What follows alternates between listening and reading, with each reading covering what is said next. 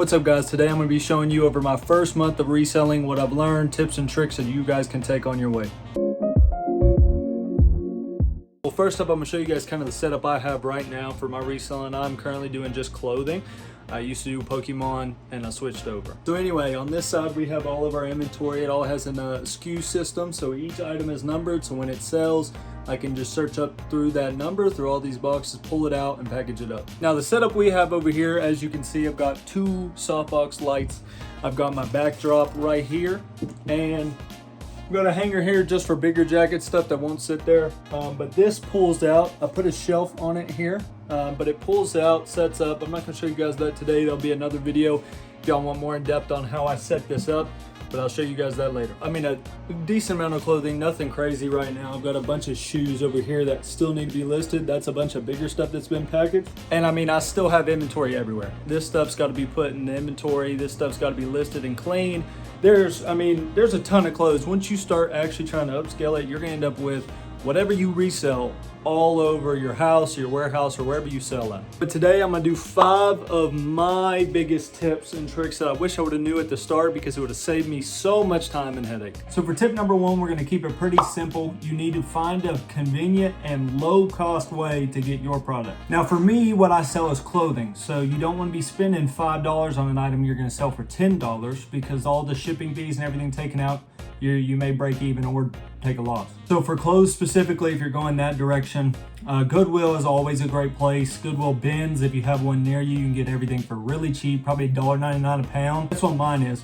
But the Goodwill retail stores normally sell stuff at $5, at least mine do.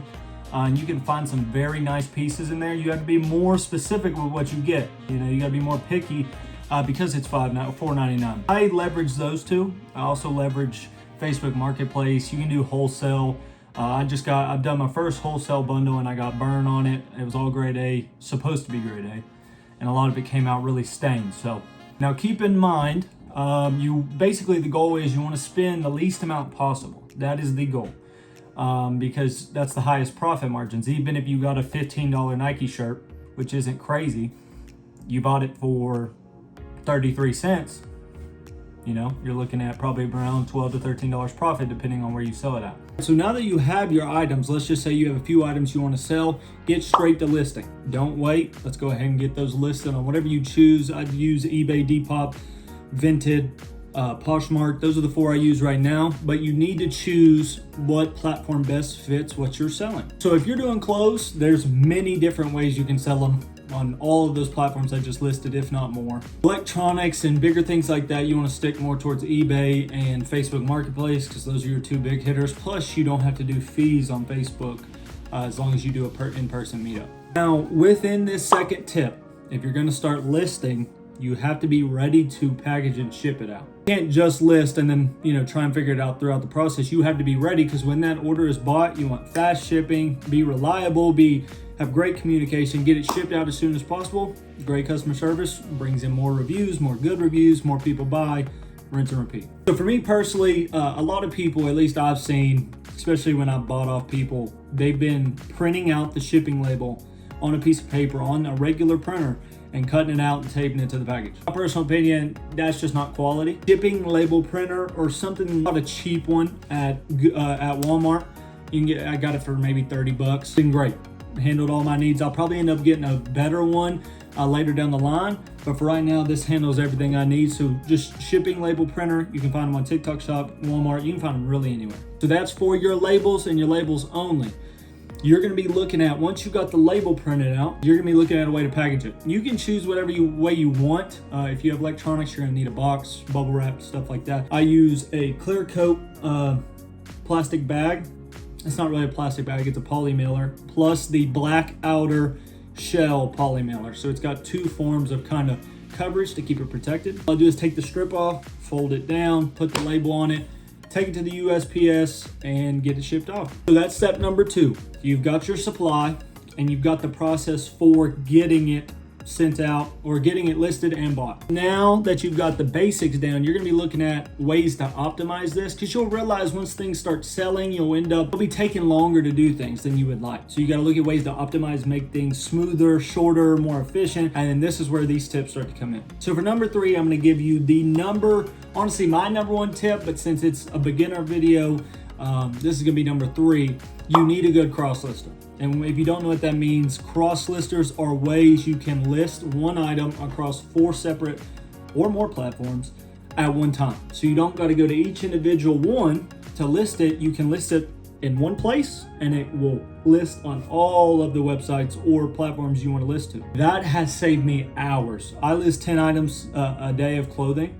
And if I had to do those individually across all platforms, I would be probably sitting at my computer for like 5 hours. Now, you may ask, which one do I use? I'll get in that into a later video, but this is just simple. You go test out cross-listing softwares, look at the reviews, fill it out, and then choose what best fits you.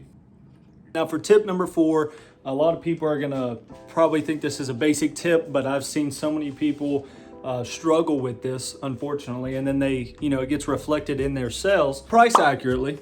And what I mean by that is, if you don't know, you can go to eBay sold comps, aka your item that you're listing, what it sold for recently. Don't be like, oh, I think it's worth $50 and list it for 50, because it's not gonna sell, right? So you need to go what it recently sold for, and then either match it or put it a little bit lower if you want it to sell faster, put it a little higher if you want it to sell a little bit longer, you know what I mean? But for sure, you need to focus on your price and your shipping price. Don't guess on your shipping price.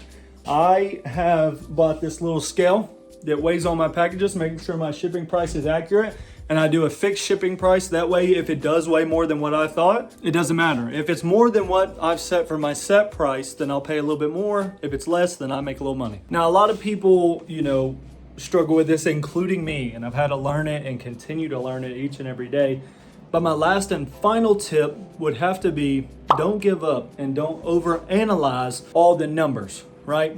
In my first month, this is honestly coming to the end of my first month of reselling, I've made, on clothes alone, I've made a little over $2,000.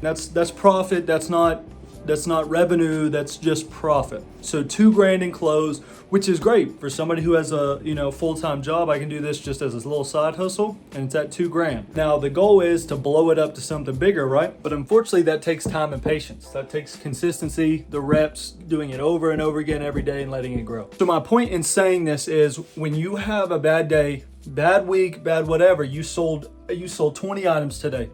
Next day you sold 1.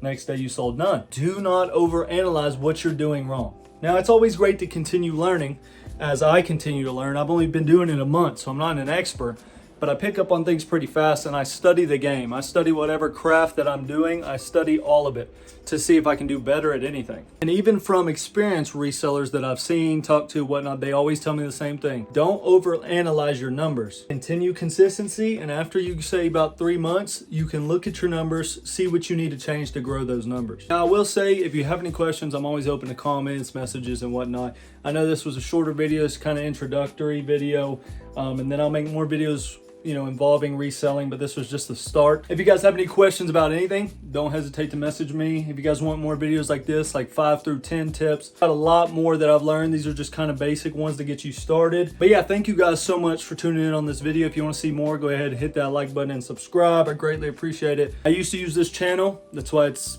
such high subscribers. So we're going to go ahead and build it up with a new community. Thank y'all so much for watching. Hope y'all enjoyed. See y'all next time. Bye.